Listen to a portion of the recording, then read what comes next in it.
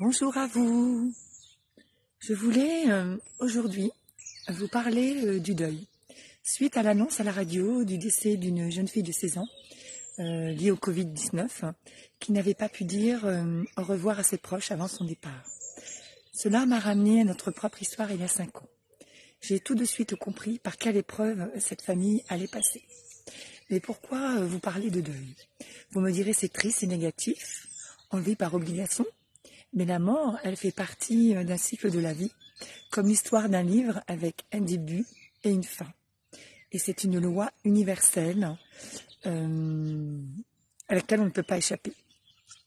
Quant à la fin de la cérémonie funéraire au cimetière, ma fille m'a dit « on ne peut pas le laisser là, il est tout seul, il va avoir froid ». J'ai compris la vie dans laquelle elle était.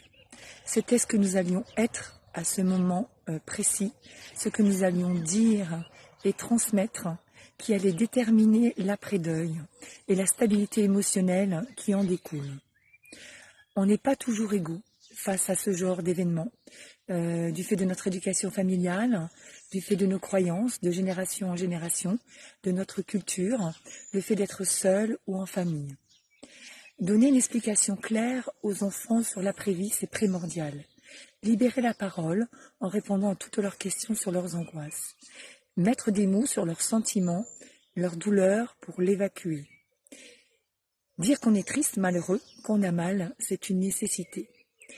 Tout ce qui n'est pas dit en parole, par des mots, se transforme en douleur dans le corps, douleur physique ou psychologique. On peut se permettre de bousculer certaines croyances.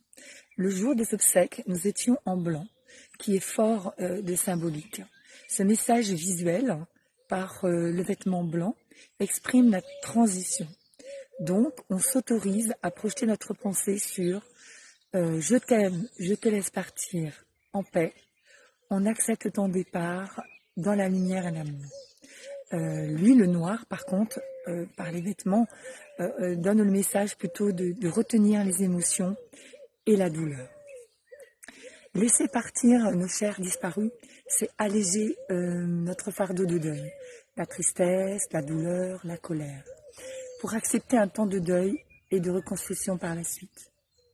Pour moi, nous faisons partie d'un tout dans l'univers, avec le visible, le non visible, comme un iceberg. Nos défunts, ils évoluent sur un autre plan vibratoire. Il faut les laisser partir avec sérénité. Et ça, c'est leur faciliter leur propre route.